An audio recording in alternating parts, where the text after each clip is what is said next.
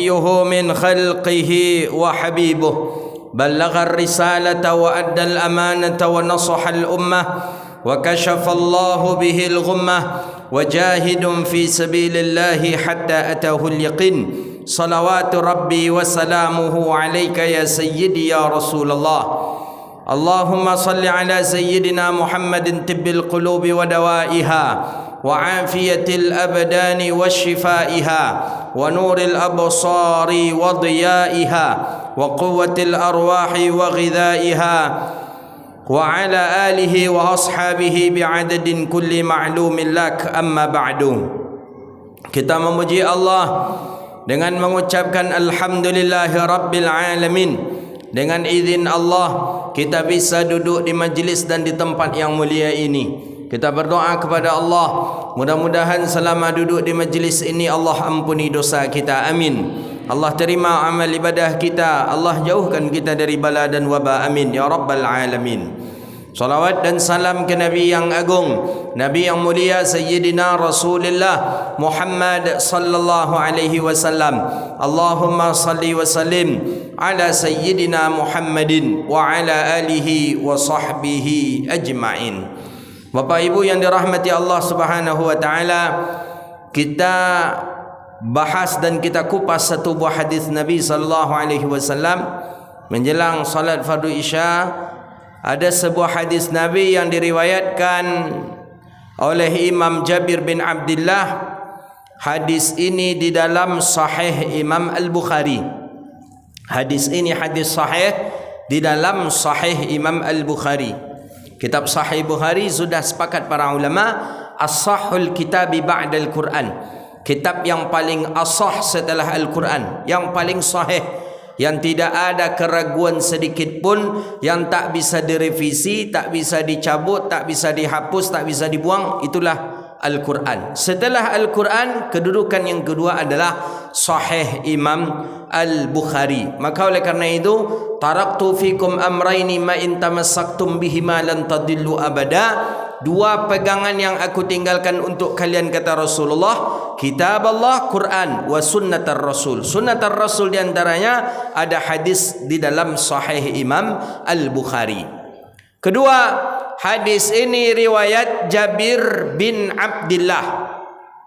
Siapa Jabir ni? Jabir ko sahabat Nabi, orang yang paling banyak melihat mukjizat Nabi. Itu Jabir. Saking acoknya Jabir ko mencelik mukjizat Nabi sallallahu alaihi wasallam sehingga tidak terhitung dalam periwayatan hadis lagi yang sudah diriwayatkan. Banyak mukjizat Nabi.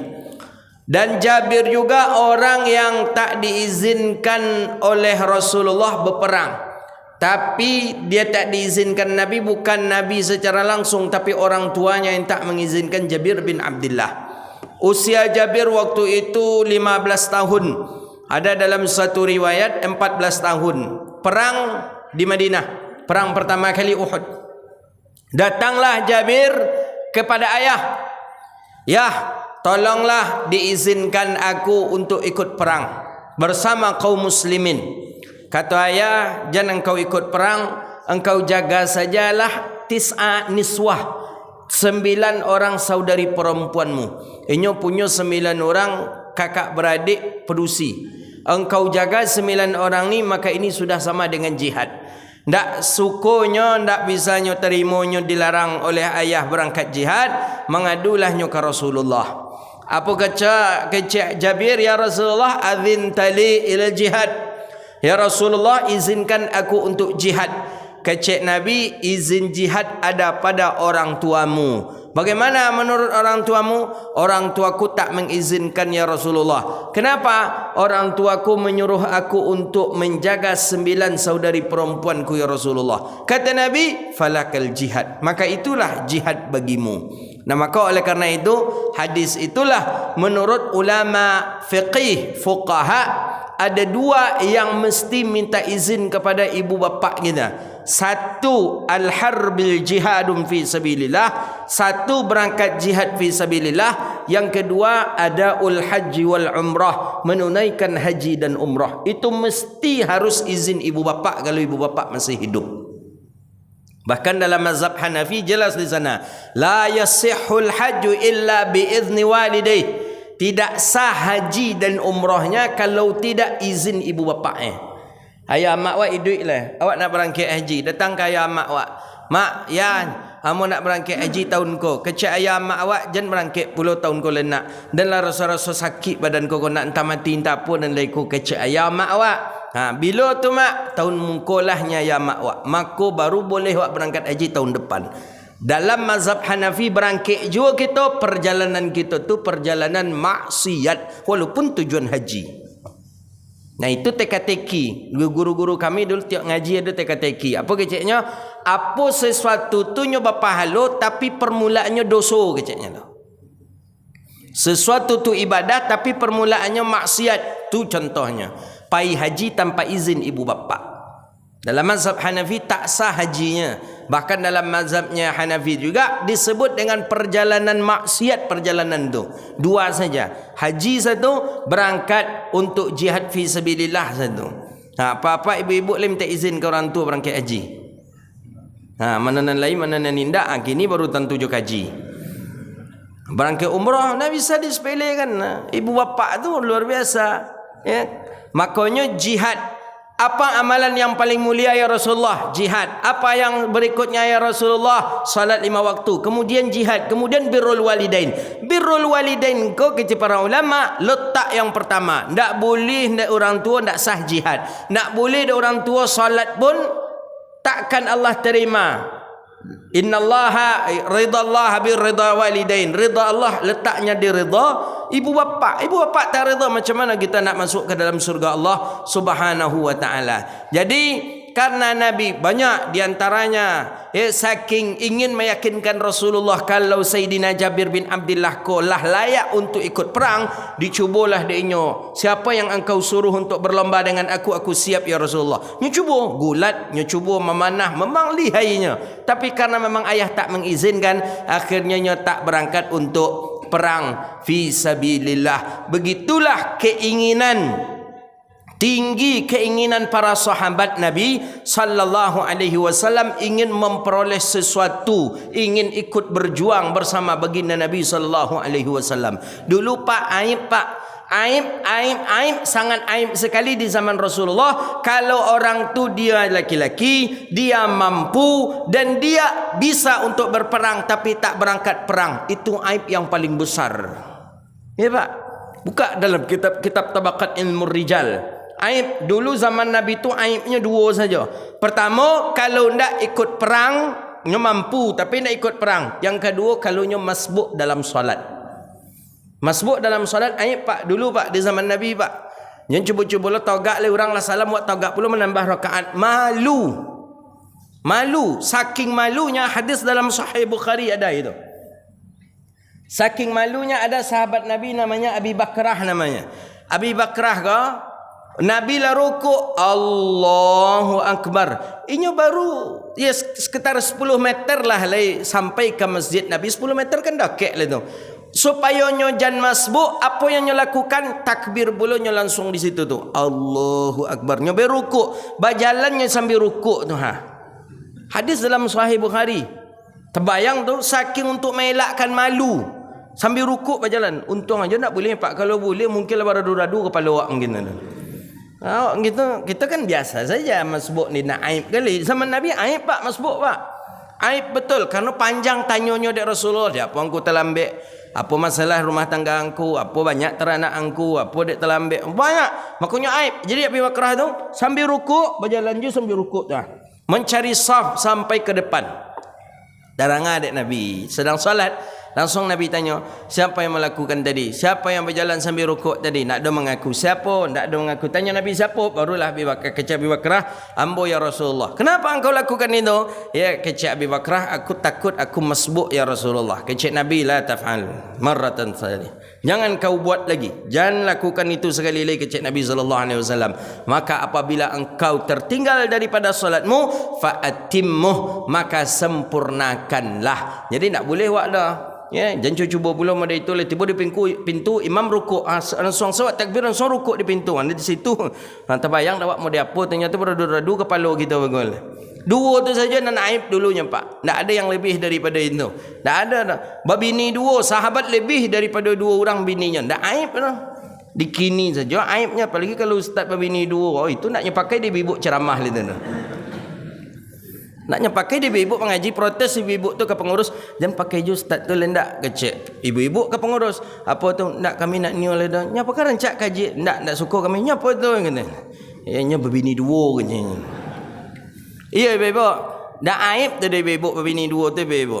Tapi apa cara dia orang awak aib itu tu dia. Di mana Buya tahu ambo ustaz tu yang mengecek gambo. Buya lek ceramah je di masjid tu, lek ngaji je di masjid tu lek. Lagi sampai kini apa tu? Ambo ndak ledonya. Apa jangan entahlah batalkan sedih ibu tu kini. Besok mau cari tahu kan. Ambo cari tahu ke pengurus masjid, rupa kecek pengurus masjid ibu ko protes kerana ustaz tu berbini 2 katanya. Kan ndak aib dah. Kalau berzinanya ya aib. Berbini 2 pula aib kan. Sahabat Nabi buka tabakat rijalnya tu. Nah, kalau aib di zaman Rasulullah cuma 2 tu dia. Talambek masbuk je, dan kedua kalau ndaknya ikut perang. Nah, itu dia. Sayyidina Jabir berangkat sang ayah. Sebelum ayah berangkat, ayah meninggalkan wasiat. Ko salah satu sunnah yang kedua bahawa sebelum kita musafir jauh, berangkat jauh, dianjurkan meninggalkan wasiat. Ini di antara sunnah Nabi SAW yang hampir tertinggal hari ini.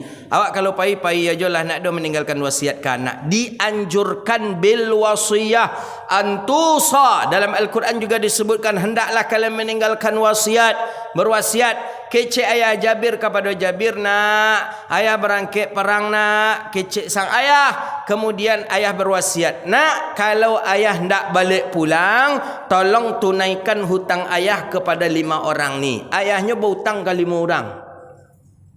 Si fulan. Tunaikan nak, kata ayah. Kalau ayah tak balik pulang, bayar hutang ayah nak. Nah, ni hukumnya sunnah Pak. Sunnah. Ya, kita berwasiat. Wasiat kepada anak kita boleh. Boleh Pak. Awak nak musafir ke Makkah haji atau umrah tu musafir pulang kampung, tinggalkan pesan ke anak awak. Kalau ayah nak balik pulang le nak, tolong bayar hutang ayah. Boleh, tak apa-apa. Ke anak awak suruh membayar hutang. Yang tak boleh tu ke anak orang. Wa imbo anak orang tu sampai genyo. Besok dan kalau mati yang bayar hutang dan cek yo cawak. Itu yang tak boleh. Kalau ke anak awak boleh, tak apa-apa. Akhirnya memang luar biasa. Itu salah satu daripada karamah. Lah terbayang oleh Sayyidina Jabir ayahnya bahawa ayahnya akan meninggal dunia. Memang disunnahkan untuk dianjurkan, diwajibkan membayar hutang bagi keluarga. Rupanya takdir Allah, ayah Jabir kolah orang yang pertama kali kaum muslimin terbunuh di medan perang. Ayah beliau orang yang pertama kali kaum muslimin, ayah Jabir bin Abdullah, orang yang pertama kali terbunuh dari golongan kaum muslimin ketika perang waktu itu. Terangah ke Madinah. Jabir mendengar ayahnya sudah wafat, ayahnya meninggal dunia. Tenang Jabir. Besoknya 2 hari setelah itu dia datang ya Rasulullah. Kata Jabir kepada Rasulullah, ya Rasulullah, inna abi, ayahku sudah menjumpai surganya ya Rasulullah. Dia sudah syahid. Maka mulai yaumina hadha, mulai hari ini izinkan aku untuk berangkat perang ya Rasulullah. Jadi kata baginda Nabi, min yaumina hadha, dari hari ini pun kata baginda Nabi, aku pun akan izinkan engkau untuk berangkat perang. Akhirnya ketika itu ya Nabi mengizinkan karena memang orang tua Jabir tak ada lagi. Maka Jabir pun berangkat perang di hari-hari berikutnya. Jadi kata Jabir, 3 hari setelah itu datanglah Jabir ke Rasulullah. Ya Rasulullah, ayahku berwasiat kepadaku ya Rasulullah. Apa wasiatnya? Yu'addid dain, tunaikan hutang. Kenapa? Ayahku berhutang kepada 5 orang ya Rasulullah. Si fulan. Kata Nabi, ma taraka abuhul mal. Apa yang ditinggalkan bapa engkau harta? Ayah engkau meninggalkan harta apa? Kata Nabi kepada Jabir. Kecik Jabir, ayah nak ada meninggalkan harta ya Rasulullah kecuali 10 nakhlah, 10 pokok kurma yang ada di belakang rumah ya Rasulullah. Itu aja kecik Nabi. Iyo ya Rasulullah. Tak ada ayahnya meninggalkan apa-apa dah. 9 saudari perempuan, 10 pokok kurma di belakang rumah ya Rasulullah. Jadi kecik Nabi, uda'u syuhadakum, ajak besok yang 5 orang yang ayah engkau berhutang kepadanya itu datang. Baik, pagi datang. Pas pagi datang, Kelimonya Nabi pun datang. Kata Rasulullah, fulan, betul ayah Jabir berhutang kepada engkau? Betul ya Rasulullah. Fulan, betul. Fulan, betul. Fulan, betul. Fulan, betul. Kelima-lima menyebut ya Rasulullah. Kecek Nabi, khudh min hadhihi nakhlah.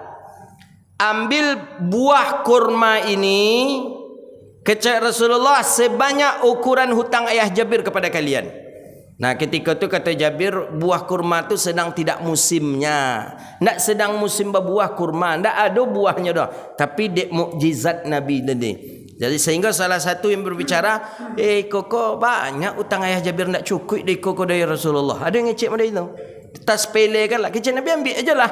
Kecilnya diambil. Semakin diambil, mana kasamin samarah. Jadi kata Sayyidina Jabir, semakin berkurang, semakin diambil buah kurma tu semakin timbul yang baru. Diambil timbul yang baru. Diambil timbul yang baru. Itu salah satu mukjizat Nabi yang ditengok oleh Jabir secara langsung.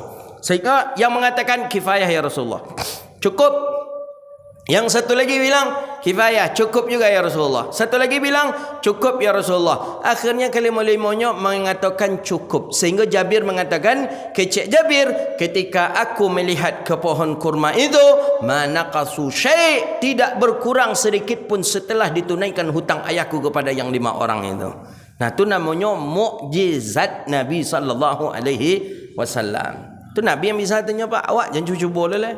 Halai 10 pohon apa batang sawit belakang rumah, ambil lah, panen lah. Apa nak dipanen? Tu Nabi. Nah ini namanya apa? Mukjizat. Bisa. Namanya mukjizat. Kalau kepada ulama namanya karamah. Kepada Nabi namanya mukjizat. Mukjizat para Nabi itu ada. Nah inilah salah satu dalil bahawa belum boleh membagi harta warisan sebelum menyelesaikan yang 4. Iko ada orang gitu baru mati ayah mak baru langsung nak capek bagi warisan aja. Bagilah harta warisan dulu, bagilah harta warisan dulu. Tu tang amak siapa bayi? Je siapa mak tinggal petang je nyom bayi nyom paling banyak dapat. Oh nak mau macam tu nak. Tengok dulu, selesaikan dulu 4. Mana nan 4? Pertama fardu kifayah. Pembeli kain kapannya ambil dari harta jenazah. Pembali upah menyelenggarakan jenazahnya, beli tanahnya, beli apanya, 5 daun, ambilkan dari harta jenazah. Yang kedua, hutang piutang ambilkan dari harta jenazah sebelum dibagi harta warisan faraid. Jangan nak cepet-cepet membagi aja. Ada orang kita baru beraja faraid, baru beraja pembagian warisan, langsung nak bagi waris saja mati emaknya. Yang ketiga apa? Tunaikan wasiat. Wasiat tak boleh lebih dari 1/3 harta. Yang keempat, tunaikanlah nazarnya, fidyahnya, keluarkan dari hartanya. Lah selesai yang empek go, barulah bagi faraid kalau nak dibagi. Gitu caranya. Itu bukan alun karyang tanah mak nak minta bagi harta warisannya. Padahal dalam Islam tu ada hifzul mal namanya. Memelihara harta. Hari ini justru kalau dibagi warisan tak menjaga harta. Rumah, cik rumah tu hanya tinggal di ayah maknya. Tapi dia ada saudara, kakak beradik mengaji faraid, terlampau semangat. Bagi warisan aja lah. Akhirnya apa? Dijual rumah tu ke orang lain. Akhirnya tak punya pusaka lah dah. Dia pergi jual ke rumah ke orang lain. Hartanya bagi piti lebihnya itu baru dibagi-bagi bersama-sama. Tapi yang mal, yang harta orang tua kita tadi tak ada lah dah. Besok ketika cucu bertanya, nenek awak di mana? Itu tu nenek awak dulu yang tinggal di rumah tu yang. Kini siapa tinggal situ lah? Orang Cina. Apa dia bisa Cina? Ianya jual dulu dia amak wang kena lah. Kan fitnah jadinya. Ya, tak boleh, bahaya. Nah maka oleh karena itu hati-hati kita, hati-hati betul. Jangan terlampau semangat, tengok pikirkan dulu maslahahnya sebelum kita nak membagi harta warisan. Nah Sayyidina Jabir bin Abdullah setelah tu agak lega. Kini yang terpikir dek Sayyidina Jabir bin Abdullah kolej saudari 9 perempuan. Sehingga umur pun lah bertambah, awak pun nak menikah. Datang ke Rasulullah, aku nak menikah ya Rasulullah. Dicarianlah dek Nabi 3 calon untuk Jabir. Pilihlah salah satu daripada nan 3. Nan 3 tu surang gadis 2 jando. Dicarian dek Nabi 2 jando surang gadis. Pilihlah di antara nan tiga ku kecil Rasulullah. Jabir memilih siapa kira-kira Pak? Gadis selera awak ni nak selera. Ha? Jabir memilih janda. Dipilih jando dek Jabir. Nabi pun terkejut. Kenapa kok jando nang kau pilih? Orang tentu memilih nan ya, buka plastik lah kalau bahasa awak kan itu tu. Ikon dak Jabir kon dak. Jabir kon hanya pilih jando. Nah, jadi awak mungkin para lujo awak hargai kawan-kawan yang menikah je jando ku Pak mungkin makai mazhabnya Jabir bin Abdullah kan mungkin. Jadi para lujo awak hargai ndak lawan. Apalagi kalau kawan gini ada lo nikah jando lah tahun tinggi je ndak tahun rendah dah cak terserah aku lah jawab. Mungkin ikut dalilnya kau Pak. Jabir memilih janda. Inyo pertama kali itu menikah baru, bukannya lah menikah, itu baru menikah baru. Langsung memilih janda. Jadi kecil Rasulullah 5. Apa penyebab engkau memilih janda? Jadi kecil Jabir jawabannya logik saja. Kata Jabir, ya Rasulullah, haindi tis'a niswatin. Aku ni punya 9 saudari perempuan. Kalau aku menikahi gadis, maka bertambahlah kewajibanku menjadi 10. Ni kalau anak gadis tu diajar pulanya cara menyuci baju lah, memasak lah. Tapi kalau lah jando, tentulah pengalaman lah malah cak kudu menurun aja kalau bahasa orang awak itu. Ya tentulah pandai aja nya. Yalah senyum Rasulullah. Kemudian di terakhir di ujung kata Jabir, ana tafaulak ya Rasulullah. Aku meniru engkau ya Rasulullah. Nabi 9 orang rumah Nabi, seorang Sayyidatuna Aisyah yang gadis. Nah, begitu dia. Jadi ya itulah salah satu mungkin awak berhusnuzon aja kawan-kawan awak yang pilih jando tu mungkin tak memakai hadis Jabir bin Abdullah lah mungkin. Jadi Jabir terkenal sahabat meriwayatkan hadis. Jabir menetap di Makkah tapi akan wafat Jabir pindah ke Madinah dan wafatlah Jabir bin Abdullah di Madinah. Beliau usia wafat 95 tahun dan meninggal pun dalam keadaan buta. Memang mata beliau buta karena beliau memang sering menangis, ya, ingat ibu hati karena usia panjang ya, dari umur muda oleh bersebuah ya Rasulullah sampai tabi'in pun berjumpa dengan Sayyidina Jabir ibni Abdullah radhiyallahu taala anhu. Qala, masuk ke hadis Nabi. Apa kecik Nabi kita sallallahu alaihi wasallam? An Nabi sallallahu alaihi wasallam qala iza stajnaha al-lailu au kana junhul lail fakufu sibyanakum. Memang Jabir ku banyak mukjizat Nabi yang ditengok di Jabir. Banyak sekali. Ya. Kalau kita hitung banyak, tadi baru cuman pohon kurma baru. Alun lainnya menengok Nabi memecahkan batu lah. Batu besar. Batu tu besar sekali. Ketika tu menggali parit khandak, perang khandak. Sampai kini masih ada di Madinah parit. Ya, caranya untuk menyelamatkan diri dari musuh digali parit. Kalau orang-orang perusahaan kelapa sawit itu pabrik perkebunan itu ada pabrik parit gajah namanya. Supaya godang parit ini. Jadi dulu dibuat pula di Madinah namanya khandak parit. Sehingga kalau musuh masuk nak bisa keluar mati langsung. Karena waktu itu menyerang Madinah ramai bersama-samaan. Yahudi Makkah, Yahudi Madinah, kafir Quraisy Makkah, kafir Quraisy, seluruh suku yang berlawanan dengan Nabi sepakat untuk menyerang Madinah. Sedangkan Madinah waktu itu Islam masih sedikit waktu itu. Jadi cara solusi satu-satu dipagarlah Madinah itu dengan parit. Maka bernamalah parit khandak namanya. Sampai hari ini masih ada.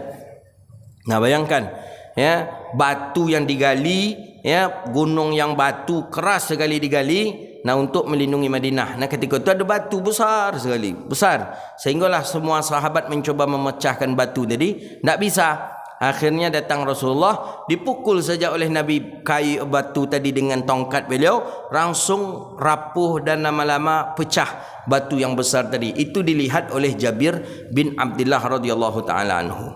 Qala, kata Sayyidina Rasulullah, kata Jabir, Nabi SAW berkata, apabila janahal lail, masuk ke hadis ni, hadis iza stajnahal lailu au kana junuhul lail, apabila masuk waktu malam datang, kata Nabi, fakufu sibyanakum, maka tahanlah anak-anakmu. Ni hadis sahih dalam Sahih Bukhari. Izastajnahal lail, apabila datang waktu malam. Datang waktu malam, tandanya malam tu terbenam matahari. Itu tanda malam. Tanda malam terbenam matahari. Maka maghrib itu sudah disebut dengan solat malam. Maghrib disebut dengan solat malam. Isya begitu juga disebut dengan solat malam. Makanya maghrib dan isya dijaharkan. Begitu juga dengan subuh. Karena masih gelap, matahari belum terbit, fajar saja yang baru terbit. Itu tanda malam. Ya, itu tanda malam. Maka janahal lail. Jadi kalau ada orang tanya apa beda malam dan siang? Ya bedanya cuma ketika matahari terbenam. Ketika matahari terbenam itulah malam namanya. Tak perlu menunggu jam 12 malam, itulah malam. Malam, maghrib termasuk solat malam. Maka kata Nabi apa? Izastajnahal lail. Kalau sudah masuk waktu malam, matahari lah terbenam, kufu sibyanakum, tahan anak-anakmu. Tahan maksudnya, ia jagonya di rumah, jangan dibawa keluar. Sibyan. Sibyan ko bahasa hadis, bahasa fikih, sobi. Siapa si sobi itu? Ikhtilaf ulama. Ada ulama mengatakan sobi itu dari baru lahir sampai usia 5 tahun tu sobi namanya. Baru lahir sampai 5 tahun tu sobi. Sampai pandainya membedakan antara ome dengan gorang godok. Agen kayaknya gorang godok, agen kayaknya ame. Ame gorang godok dimasukkan ke dalam muncungnya. Ame dimasukkan ke dalam muncungnya. Berarti alun murahiknya nama lidana. Nah itu caranya. Sobi. Ada yang mengatakan sobi ini dari baru lahir sampai usia 7 tahun. Itu sobi. Karena bahasa hadis muru sibyanakum bis-shalah. Perintahkan anak-anakmu untuk salat umur 7 tahun. Ada yang mengatakan sobi itu dari usia baru lahir sampai 10 tahun. Karena kata Nabi dalam hadis, muru sibyanakum bis-shalah idza balagha 7 sinin. Idza balagha 10 sinin fadribuh. Perintahkan anak-anakmu untuk salat usia 7 tahun. Kalaulah usianya 10 tahunnya tidak salat, fadribuh, maka pukullah dia. Tapi pukulan ghaira mumarrihin. Jadi kalau dalam bahasa hadis, dalam pandangan syariat, Bapak Ibu, anak tu baru boleh dipukul kalau nyolah berumur 10 tahun. Maka kalau menengok bahasa hadis, awakku banyak orang tua zalim, Pak, Bu. Awak anak umur 6 tahun awak tokok kadang. Usia 7 tahun awak picik kadang anak tu. Kadang sempat berdarah bagai mengasan darah kadang bagai. 8 tahun awak tampar bagai anak tu. Zalim gitu. Nabi nak boleh. Perintahkan salat 7 tahun. Nak salat, salat nak. Alun boleh dipukul. Baru boleh dipukul usia 10 tahun. Baru bolehnya ditokok. Itu pun ghaira mumarrihin, tidak memberi bekas. Nah, mau dia apa? Zalim kita tak? Zalim. Jadi jangan salah anak kepada orang tua saja. Ada salah orang tua kepada anak dalam kacamata syariat. Awak anak bagi umur 6 tahun lah ni sipak kena bagi.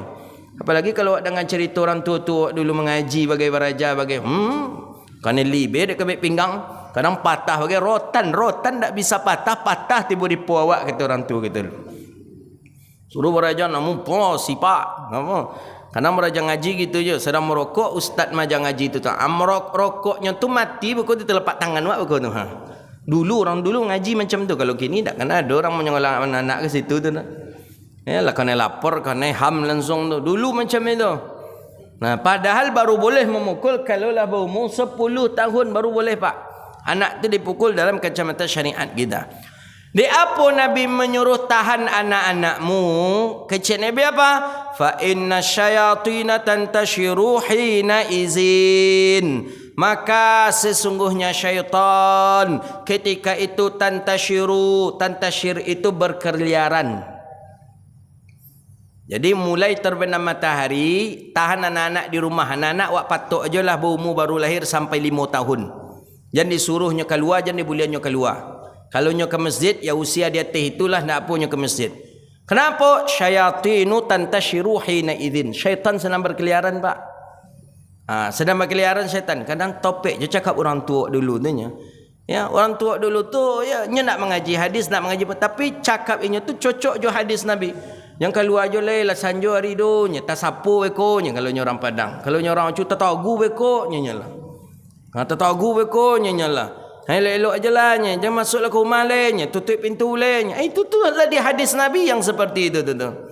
La jole di hadis baginda Nabi kita sallallahu alaihi wasallam. Ni hadis mengatakan tantasyiru syayatin. Syaitan sedang berkeliaran ni. Sedang berlari berkencak syaitan tu seperti itu. Nak kecek Nabi apa? Ya. Ya Nabi kan nampak syaitan Pak. Hadis dalam Sahih Bukhari, Nabi nampak syaitan. Para nabi, para malaikat nampak syaitan. Kita manusia tak nampak syaitan. Kalau Nabi nampak syaitan. Hadis dalam Sahih Bukhari. Ya, ketika azan berkumandang, ya syaitan tu lari.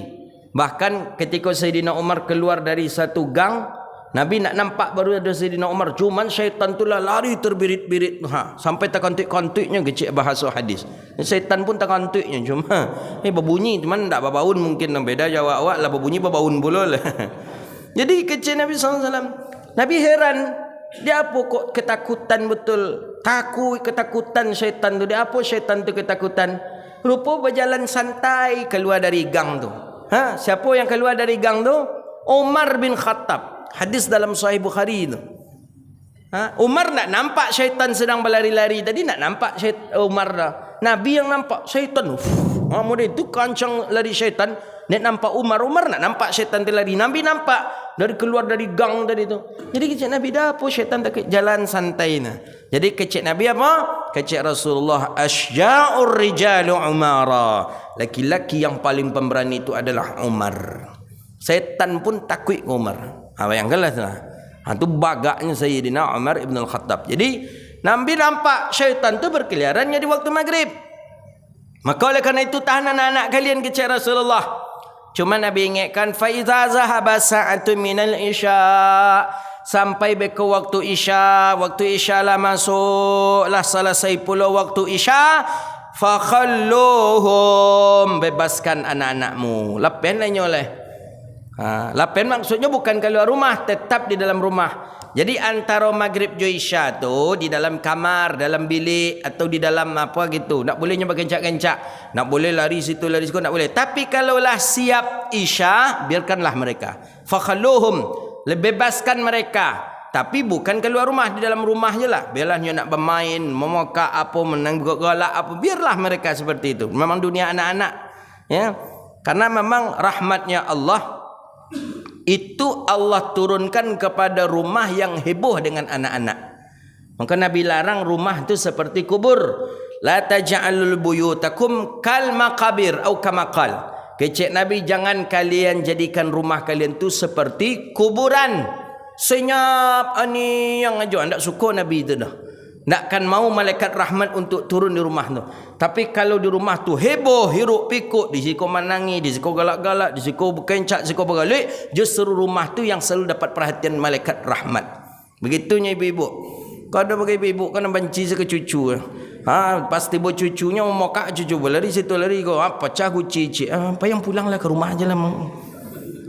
Pada ninyoknya tu, neneknya, datuknya. Jangan suruhlah nak kau ke rumah kau le sadu habis di rumah kau dah ikut nak pecah lah, ikut nak apalah kerja lah. Jadi memang tak ada ketik je dah apa sayangnya ibu ke cucunya dah. Jadi kecik cucunya ke amaknya, mak lama je nenek tu duit lain je lah. Sama je bertanya capek salah mati nenek tu lain je lah. Tak boleh dah. Nenek kau you pula tak ada senyum ke cucu tu dah. Jangan kasih kau juga. Pergi ke rumah kalian. Mokak kalian pergi ke rumah kalian. Galak-galak pergi ke rumah kalian. Makan-makan kerja pergi ke rumah kalian. Tak boleh sikau dah. Iya ibu. Kecik Nabi man la yarham la yurham. Siapa yang tak dicintai maka dia takkan, siapa yang tak mencintai dia takkan dicintai. Man la yarham, kecik Nabi, la yurham. Siapa yang tak mencintai dia takkan dicintai. Itunya kecik Nabi. Maka oleh kerana itu rahmat malaikat rahmat tu justru lebih senang di rumah yang hiruk pikuk dengan suara sibian. Sibian tu anak-anak. Bukalah bahasa hadis, buka kamus. Sibian tu anak-anak. Nan siko menangilah, nan siko bergaliklah, nan siko bercakaplah. Itu justru situ malaikat rahmat turun itu.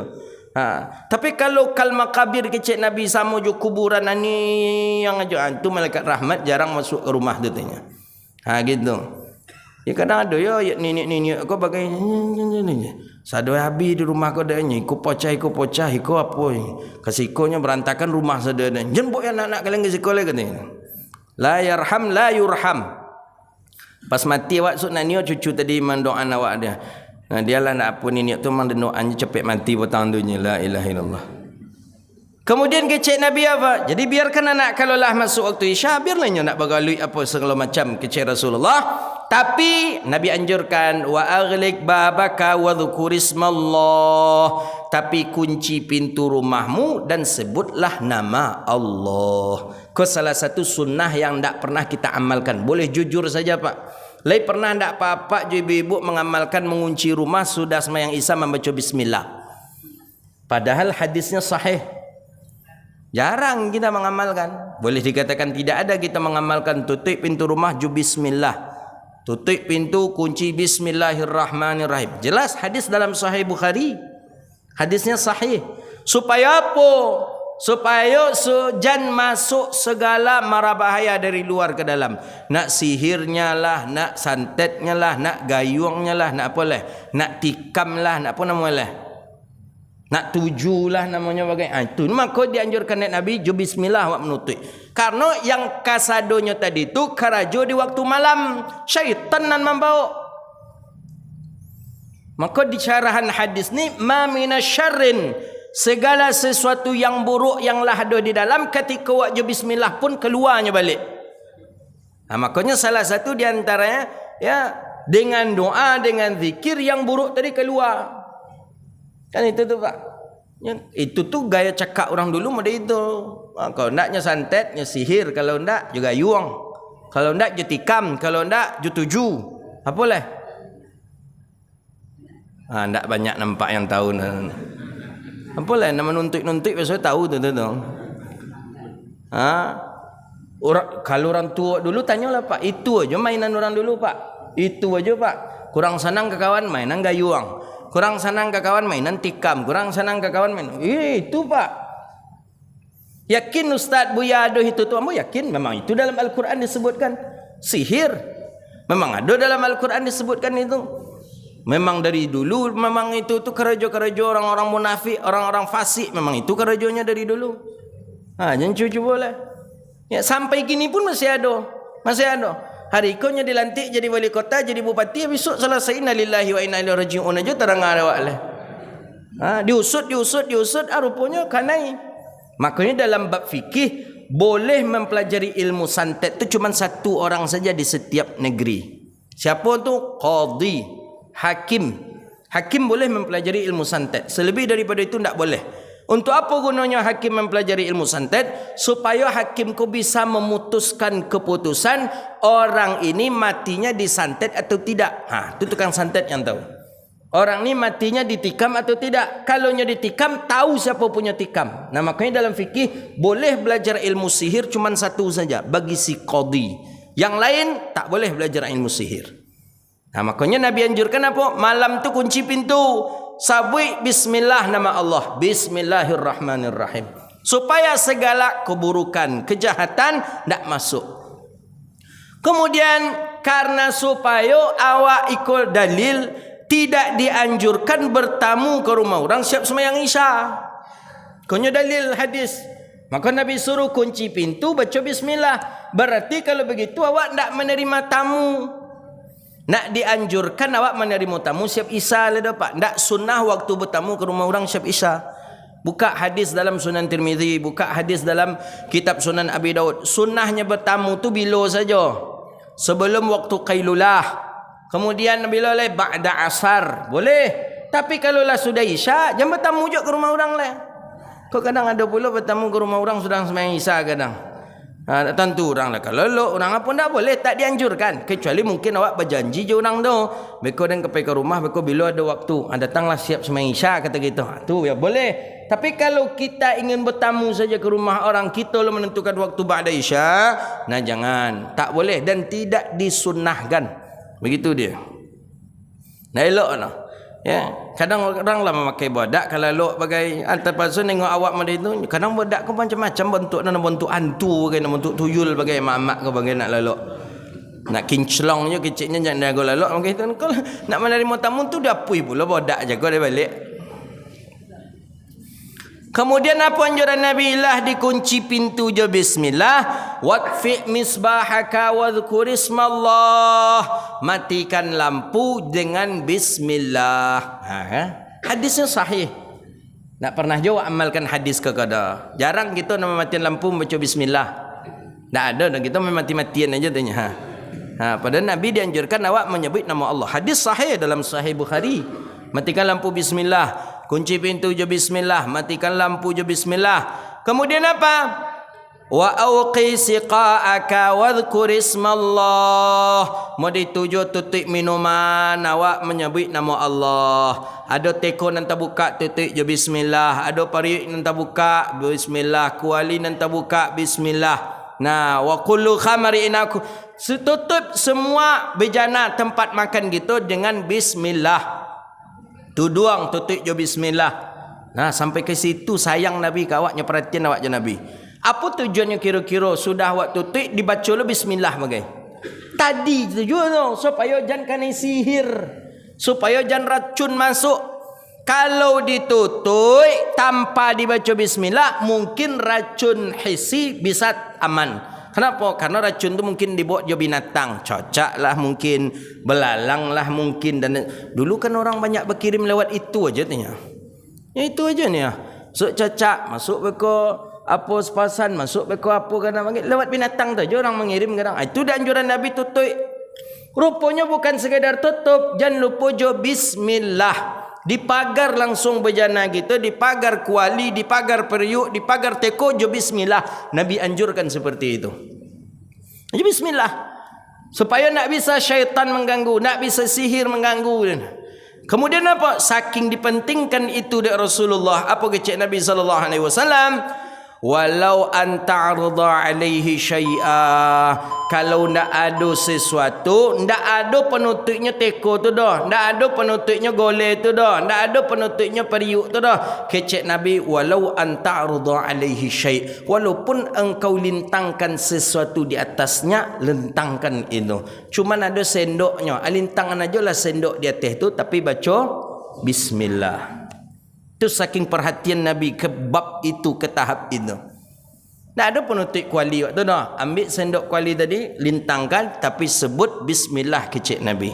Supaya apa? Mungkin dari satu sisi dia akan terhambat daripada segala mara bahaya. Yang paling penting bismillah. Seluruh kejahatan-kejahatan yang akan berniat jahat untuk kita pun sudah terpagar dan terbentengi dengan menyebut nama Allah. Itulah kajian kita pada hari ini.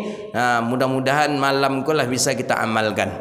Ya, niat beramal. Insya-Allah kalau ada niat beramal, Allah bantu kita nanti ingatkan untuk kita amalkan. Tapi kalau tidak ada niat untuk beramal, tak kan lupa-lupa mudah itu. Saya kaji tu nya. Anjing enggak raja preh, angin jak raga preh kata orang Aceh itu. Biasa nak masuk telinga kanan, keluar telinga kiri. Tak ada berbekas mengaji kementuk itu je waktu tarinya. Tak apa? Karena tak ada niat untuk beramal. Maka niat, ya Allah, hadis nama dapat tadi insya-Allah hamba akan amalkan. Allah bantu kita akan mengamalkannya. Allah ingatkan kita nanti ketika menutup pintu rumah je bismillah. Baru kamu mati lampu ingat je bismillah.